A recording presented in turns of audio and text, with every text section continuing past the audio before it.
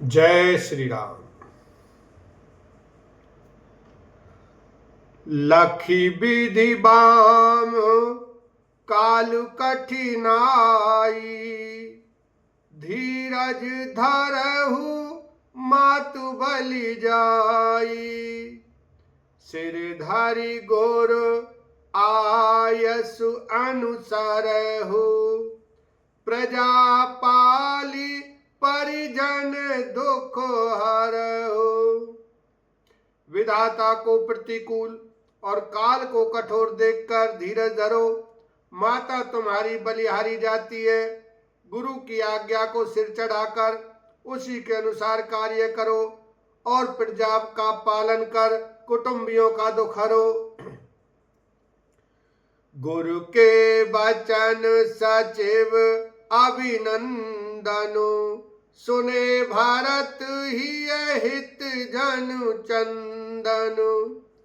सुनि बहोरी मातु मृदु बानी, शील स्नेह सरल रस सानी।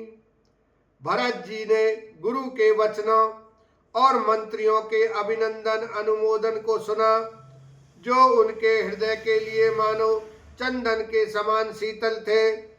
फिर उन्होंने शील स्नेह और सरलता के रस में सनी हुई माता कौशल्या की कोमल वाणी सुनी। सानी सरल रस मातु बानी, सुनि भरत व्याकुल भय। लोचन सरोरु श्रतवसी, चत बिरह और अंकुर नय। सो दशा देखत समय ते ही, बिसरी सबई सुधि देह की। तुलसी सराहत सकल सादर, शिव सहज स्नेह की।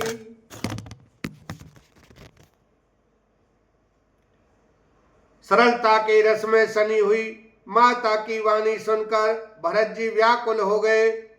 उनके नेत्र कमल जल आंसू बहाकर हृदय के विरह रूपी नवीन अंकुर के सींचने लगे। नेत्रों के आंसुओं ने उनके वियोग दुख को बहुत ही बढ़ाकर उन्हें अत्यंत व्याकुल कर दिया। उनकी वह दशा देखकर उस समय सबको अपने शरीर की सुध भूल गई। तुलसीदास जी कहते हैं, स्वाभाविक प्रेम की सीमा श्री भरत जी की सब लोग आदर पूर्वक सराहना करने लगे। धीर धुरंधर धीर धरी, भरत कमल कर जोर। देत उचित उत्तर सवई, बचन अमिय जन बोर। लखन सिया राम जय जय राम। धैर्य की धुरी को धारण करने वाले भरत जी धीरज धरकर कमल के समान हाथों को जोड़कर वचनों को मानो अमृत में डुबाकर सबको उचित उत्तर देने लगे। मास पारायण 18वां विश्राम। मोहि उपदेशो दीन गुरनी का, प्रजा सचिव सम्मत सवही का। मात उचित धरी आय सुदीना, अवश्य शीस धरी चाहूं कीना। गुरु जी ने मुझे सुंदर उपदेश दिया। फिर प्रजा मंत्री आदि सभी को यही सम्मत है। माता ने भी उचित समझकर ही आज्ञा दी है और मैं भी अवश्य उसको सिर चढ़ाकर वैसा ही करना चाहता हूं। गुरु पितु मात स्वामी हित वाणी, सुनि मन मुदित कार्य भली जानी। उचित की अनुचित किए विचारो, धर्म जाई सिर पातक भारो। क्योंकि गुरु पिता माता स्वामी और सुहृद मित्र की वाणी सुनकर प्रसन्न मन से उसे अच्छी समझकर करना मानना चाहिए। उचित अनुचित का विचार करने से धर्म जाता है और सिर पर पाप का भार चढ़ता है। तुम तो देहु सरल सिख सोई, जो आचरत मोर भल होई। जदपि यह समुझत हऊनी के, तदपि होत परितोष न जी के। आप तो मुझे वही सरल शिक्षा दे रहे हैं जिसके आचरण करने में मेरा भला हो। यद्यपि मैं इस बात को भली भांति समझता हूं, तथापि मेरे हृदय को संतोष नहीं होता। अब तुम विनय मोरी सुन ले हो, मोहि अनुहारत सिखावन दे हो। उतरु देऊ क्षमब अपराधो, दुखित दोष गुण गनहि न साधु। अब आप लोग मेरी विनती सुन लीजिए और मेरी योग्यता के अनुसार मुझे शिक्षा दीजिए। मैं उत्तर दे रहा हूं, यह अपराध क्षमा कीजिए।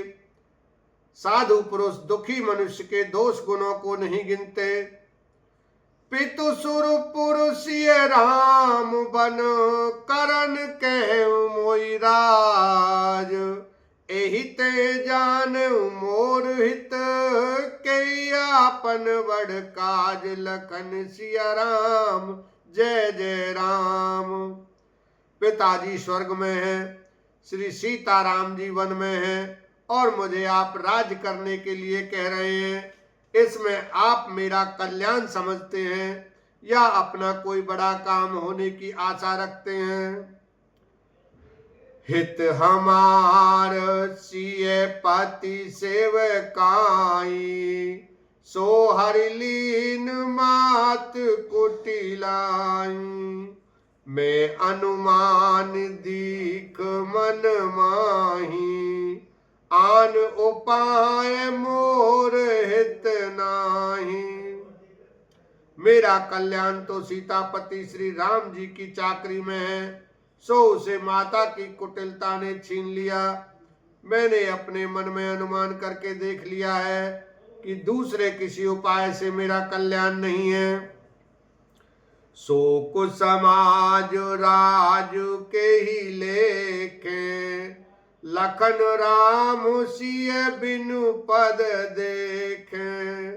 बादी बसन बिनु भूषण भारो, बादी बिरति बिनु ब्रह्म विचारो। यह शोक का समुदाय राज्य लक्ष्मण श्री रामचंद्र जी और सीता जी के चरणों को देखे बिना किस गिनती में है? इसका क्या मूल्य है? जैसे कपड़ों के बिना गहनों का बोझ व्यर्थ है, वैराग्य के बिना ब्रह्म विचार व्यर्थ है। बोलो सियावर रामचंद्र की जय, उमापति महादेव की जय, भरत लाल की जय।